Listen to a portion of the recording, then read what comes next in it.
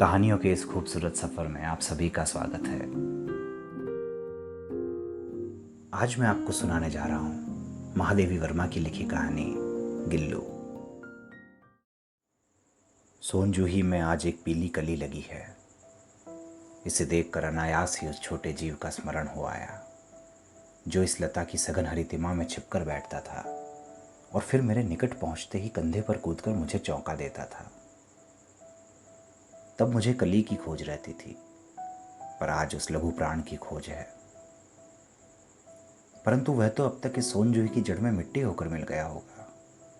कौन जाने, स्वर्णिम कली के बहाने वही मुझे चौंकाने ऊपर आ गया हो।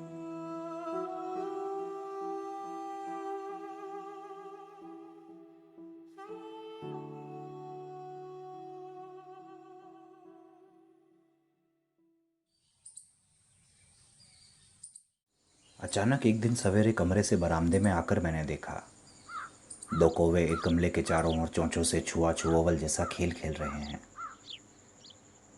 यह काकभूषणी भी विचित्र पक्षी है, एक साथ समादरित, अनादरित, अति सम्मानित, अति अवमानित। हमारे बेचारे पुरखे न गरुड़ के रूप में आ सकते हैं, न मयूर के, न हंस के। उन्हें पितर पक्ष में हमसे कुछ पाने के लिए काक बनकर ही अवतीर्ण होना पड़ता है। इतना ही नहीं, हमारे दूरस्थ प्रियजनों को भी अपने आने का मधुर संदेश इनके कर्कश स्वर में ही देना होता है।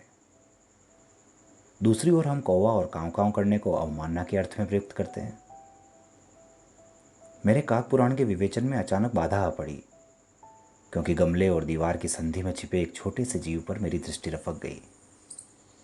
निकट जाकर देखा, गिलहरी का छोटा सा बच्चा है जो संभवतः घोंसले से गिर पड़ा है और अब कौवे जिसमें सुलभ आहार खोज रहे हैं।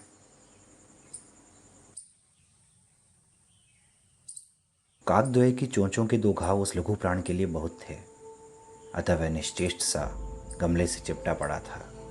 सबने कहा, कौवे की चोंच का घाव लगने के बाद यह बच नहीं सकता, अतः इसे ऐसे ही रहने दिया जाए।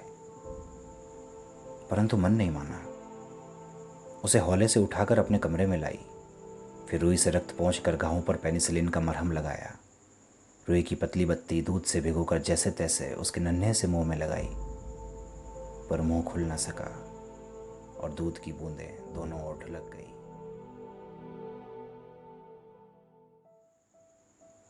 कई घंटे के उपचार के उपरांत उसके मुंह में एक बूंद पानी टपकाया जा सका।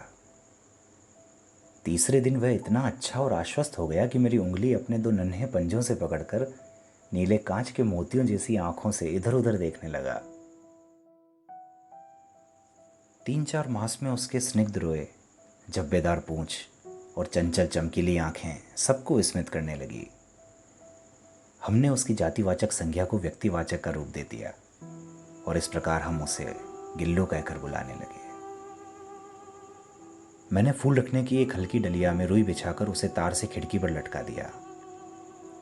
वही 2 वर्ष गिल्लू का घर रहा। वह स्वयं हिलाकर अपने घर में झूलता और अपनी कांच की मनको जैसी आंखों से कमरे के भीतर और खिड़की के बाहर न जाने क्या देखता समझता रहता था। परंतु उसकी समझदारी और क्रियाकलाप पर सबको आश्चर्य होता था। जब मैं लिखने बैठती तब अपनी ओर मेरा ध्यान आकर्षित करने की उसे इतनी तीव्र इच्छा होती थी कि उसने एक अच्छा उपाय खोज निकाला था। वह मेरे पैर तक आकर सर से पर्दे पर चढ़ जाता और फिर उसी तेजी से उतरता। उसका यह दौड़ने का क्रम तब तक चलता जब तक कि मैं उसे पकड़ने के लिए ना उठती। कभी मैं गिल्लू को पकड़कर एक लंबे लिफाफे में इस प्रकार रख देती कि उसके अगले 2 पंजे और सिर के अतिरिक्त सारा लघुगात लिफाफे के भीतर ही बंद रहता।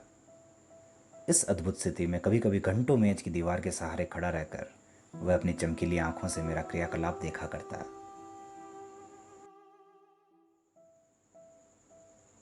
भूख लगने पर चिक चिक करके मानो वह मुझे सूचना देता और काजू या बिस्किट मिल जाने पर उसी स्थिति में लिफाफे से बाहर वाले पंजों से पकड़कर उसे कुतरता रहता। फिर गिल्लू के जीवन का प्रथम बसंत आया। नीम चमेली की गंध मेरे कमरे में हौले हौले आने लगी। बाहर की गिलहरियां खिड़की की जाली के पास आकर चिक चिक करके न जाने क्या कहने लगी। गिल्लू को जाली के पास बैठकर अपनेपन से बाहर झांकते देखकर मुझे लगा कि इसे मुक्त करना आवश्यक है।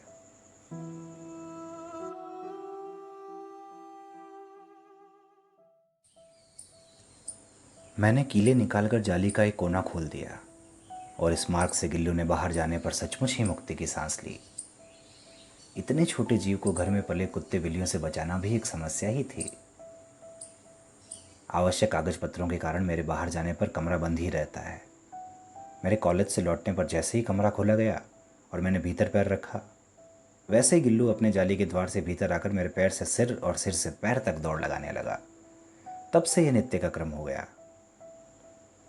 मेरे कमरे से बाहर जाने पर भी गिल्लू खिड़की की खुली जाली की राह बाहर चला जाता और दिन भर गिलहरियों के झुंड का नेता बन हर डाल पर उछलता कूदता रहता। और ठीक 4 बजे वह खिड़की से भीतर आकर अपने झूले में झूलने लगता। मुझे चौंकाने की इच्छा उसमें न जाने कब और कैसे उत्पन्न हो गई थी। कभी फूलदान के फूलों में छिप जाता, कभी पर्दे की चुन्नट में और कभी सोन जूही की पत्तियों में। मेरे पास बहुत से पशु पक्षी हैं और उनका मुझसे लगाव भी कम नहीं है, परंतु उनमें से किसी को मेरे साथ मेरी थाली में खाने की हिम्मत हुई है, ऐसा मुझे स्मरण नहीं आता। गिल्लू इनमें अपवाद था। मैं जैसे ही खाने के कमरे में पहुंचती, वह खिड़की से निकलकर आंगन की दीवार बरामदा पार करके मेज़ पर पहुंच जाता और मेरी थाली में बैठ जाना चाहता। बड़ी कठिनाई से मैंने उसे थाली के पास बैठना सिखाया, जहां बैठकर वह मेरी थाली में से एक एक चावल उठाकर बड़ी सफाई से खाता रहता। काजू उसका प्रिय खाद्य था और कई दिन तक काजू न मिलने पर वह अन्य खाने की चीज़ें या तो लेना बंद कर देता या झूले से नीचे फेंक देता था। उसी बीच मुझे मोटर दुर्घटना में आहत होकर कुछ दिन अस्पताल में रहना पड़ा। उन दिनों जब मेरे कमरे का दरवाज़ा खोला जाता तो गिल्लू अपने झूले से उतर कर दौड़ता और फिर किसी दूसरे को देखकर उसी तेज़ी से अपने घोंसले में जा बैठता। सब उसे काजू दे आते, परंतु अस्पताल से लौटकर जब मैंने उसके झूले की सफाई की तो उसमें काजू भरे मिले, जिनसे ज्ञात होता था कि वह उन दिनों अपना प्रिय खाद्य कितना कम खाता रहा। मेरी अस्वस्थता में वह तकिए पर सिरहाने बैठकर अपने नन्हे नन्हे पंजों से मेरे सिर और बालों को इतने हौले हौले सहलाता रहता कि उसका हटना एक परिचारिका के हटने के समान लगता। गर्मियों में जब मैं दोपहर में काम करती रहती तो गिल्लू न बाहर जाता न अपने झूले में बैठता। उसने मेरे निकट रहने के साथ गर्मी से बचने का एक सर्वथा नया उपाय खोज निकाला था। वह मेरे पास रखी सुराही पर लेट जाता और इस प्रकार समीप भी रहता और ठंडक में भी रहता। गिलहरियों के जीवन की अवधि 2 वर्ष से अधिक नहीं होती, अतः गिल्लू की जीवन यात्रा का अंत आ ही गया। दिन भर उसने न कुछ खाया न बाहर गया। रात में अंत की यात्रा में भी वह अपने झूले से उतरकर मेरे बिस्तर पर आया और ठंडे पंजों से मेरी वही उंगली पकड़कर हाथ से चिपक गया जिसे उसने अपने बचपन की मरणासन्न स्थिति में पकड़ा था। पंजे इतने ठंडे हो रहे थे कि मैंने जागकर हीटर जलाया और उसे उष्णता देने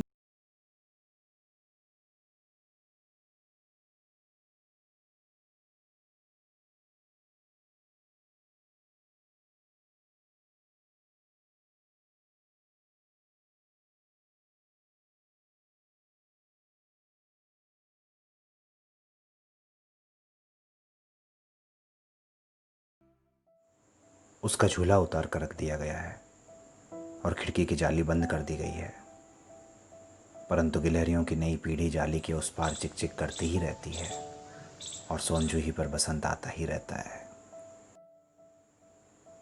सोनजूही की लता के नीचे गिल्लू को समाधि दी गई है, इसलिए भी कि उसे वह लता सबसे अधिक प्रिय थी, इसलिए भी कि उस लघुगात का किसी वासंती दिन जूही के पीताब छोटे फूल में खिल जाने का विश्वास मुझे संतोष देता है। यदि आपको ये कहानी पसंद आई है तो इसे लाइक करें, शेयर करें और चैनल को सब्सक्राइब करना ना भूलें, जिससे कि आपको सारी नोटिफिकेशन समय समय पर मिलती रहें। धन्यवाद।